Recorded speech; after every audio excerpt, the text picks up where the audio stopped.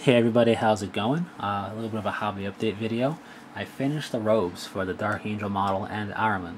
So that means I'm going to put the Dark Angel model aside and work solely on the Ahriman model.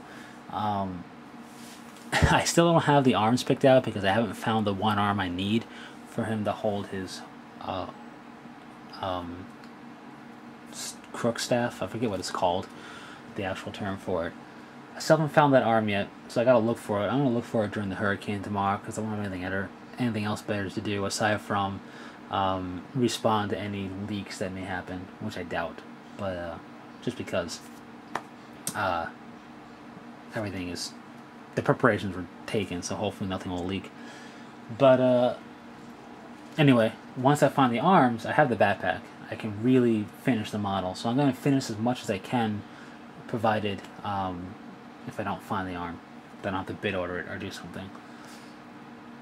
Or just buy the command box set. I don't know, command squad box set. But anyway, let's talk about the robes.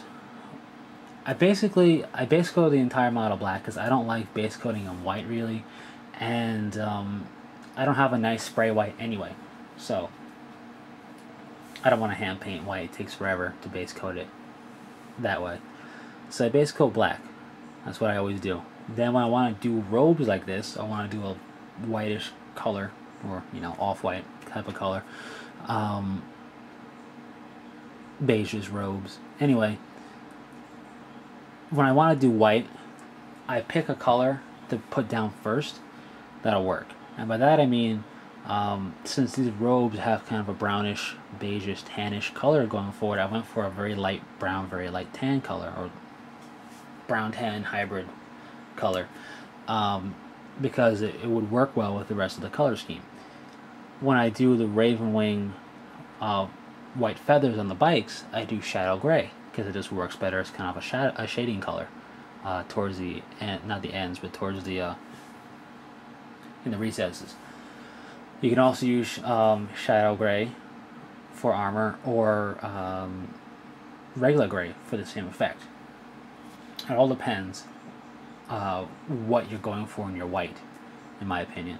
So I did a little bit of a brown tan hybrid. I don't know what they call that. Then I put white down. I did 2 coats of white to get a decent enough solid white on the model. And then I washed it in Griffin Sepia because I use Griffin Sepia for my robes. And I use Devlin Brown, not blood, Devlin Brown for my skulls. And I keep the distinction apart because there are models that will have or can have skulls along with a robe, and I want them to look different. When you do robes and you wash them, you have to dry them upside down to get a really good effect. So that's what I did. After that, I dry brushed bleach bone over the entire model, but really not over everything, but it picked out the details, the folds, the high parts of the robes, and did a very liberal dry brushing here. Then I came back with skull white and dry brushed just the tips of everything to get it to kind of give the effect of robes, if that makes any sense. But to kind of get that nice shaded effect without much work. And I like the way dry brushing looks. When you do dry brushing well, you don't have to kind of fix it, quote unquote. It'll look fine, and it gives you, in this case, I like it because it gives a nice cloth effect, heavy cloth effect to the robes. This will look even better once the model's painted. Right now it's kind of just drowned out by the fact that everything's a light color. You don't really get to see the color differences in this model that well. It looks better on the Dark Angel model. This is the Ahriman model. But you can definitely see it in person. The camera isn't picking it up too well. And not much else I can say about it. This is the Ahriman model. I like the way it looks. I'll show you the Dark Angel model so you can see it a lot better. You can see the dark recessed areas a lot better.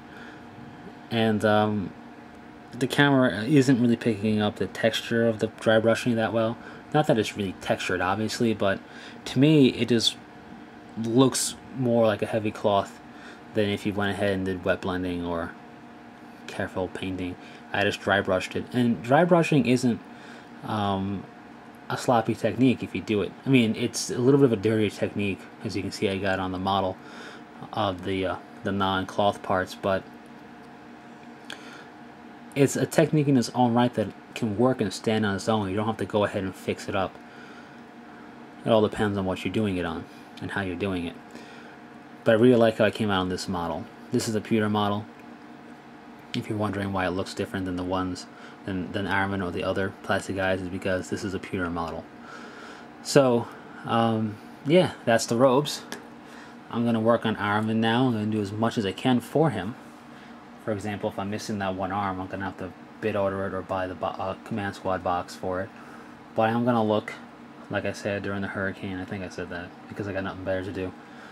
So we'll see how it goes. But right now, I'm gonna put the Dark Angel model to the back, finish up Ahriman. Once I finish up Ahriman, I'm gonna finish off the Dark Angel guy. So you'll next see Ahriman when he's as finished, either finished completely or as finished as he can be with the bits that I have. And that's pretty much it. So until next time, take it easy.